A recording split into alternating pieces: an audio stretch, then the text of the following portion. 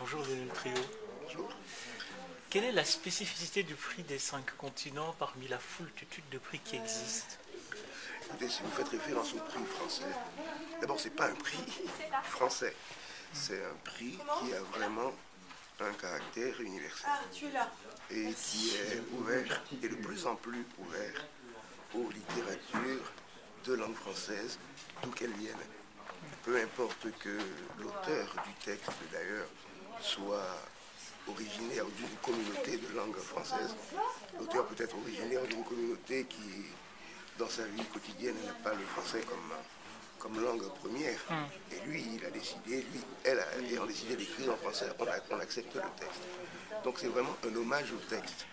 Et aussi un hommage à la diversité des cultures de langue française. Lionel Trio, vous êtes l'une des voix d'Haïti. Une question simple, aujourd'hui, où en est Haïti? Ça dépend politiquement, institutionnellement, pas très loin. C'est un pays, comme vous le savez, qui est un peu sous pilotage de cette chose monstrueuse qu'on appelle la communauté internationale.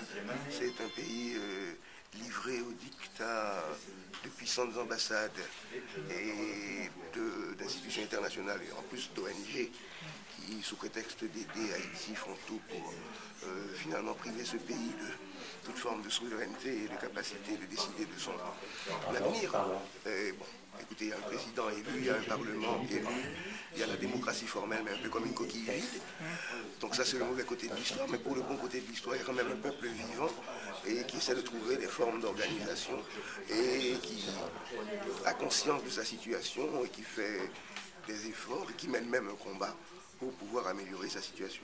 Après le séisme, vous avez Donc je dirais qu'institutionnellement ça va plutôt mal et que dans la reconstruction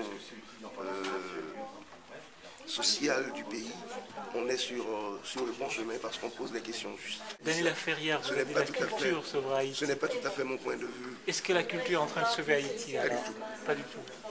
Pas du tout. D'ailleurs, qu'est-ce qu'il faut entendre par culture? Pour moi, quand on dit la culture, justement, on parle de quelques écrivains haïtiens qu'on connaît à l'étranger, on parle de la peinture haïtienne qu'on connaît à l'étranger, on parle de quelques groupes musicaux qu'on connaît à l'étranger. Écoutez, ça c'est simplement, ça donne une image positive d'Haïti, puisque finalement, quand il y a des écrivains qui sont connus pour la qualité de leurs textes, ça nous change un peu. On n'est pas uniquement connus pour les mauvais dirigeants politiques qu'on a eus, et c'est toute cette bourgeoisie odieuse et raciste qui dirige Haïti économiquement. Mais c'est pas ça qui va sauver Haïti. Ce qui va sauver Haïti, c'est au contraire que ceux qui passent pour la culture haïtienne se taisent un peu pour que la véritable culture populaire qui est le vivier, tout ce que nous pouvons écrire, Dany ou moi, quelque part est nourri par cette culture populaire. Donc si la culture doit jouer un rôle dans l'avenir d'Haïti, il faut déjà que les vrais porteurs de cette culture puissent manger à leur faim, avoir des écoles, puissent satisfaire leurs besoins primaires. Donc c'est ça qui est important. Donc pour moi, oui, la culture a certainement un rôle à jouer, mais avant de penser à la culture, pensons aux agents sociaux qui sont porteurs de cette culture. Parce que si eux crèvent, la culture va crever avec eux. Le séisme s'était passé en janvier, donc bientôt il y aura entre guillemets l'anniversaire. Est-ce que vous pensez qu'il faut s'y attarder, il faut se souvenir, il faut commémorer?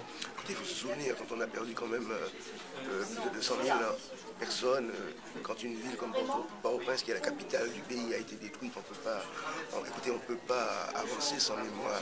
L'amnésie n'est pas une arme pour construire l'avenir. Donc il faut s'en souvenir, mais il faut sortir de tout aussi. Il ne faut pas tomber dans un misérabilisme, dans une sorte de discours de la plainte, ou encore une chose que nous, Haïtiens, nous refusons d'entendre. D'ailleurs, j'espère que ceux qui pourront suivre cette entrevue m'entendront. Le mot résilience, nous, en Haïti, nous interdisons qu'on prononce ce mot devant nous. C'est une qualité dont nous ne voulons pas.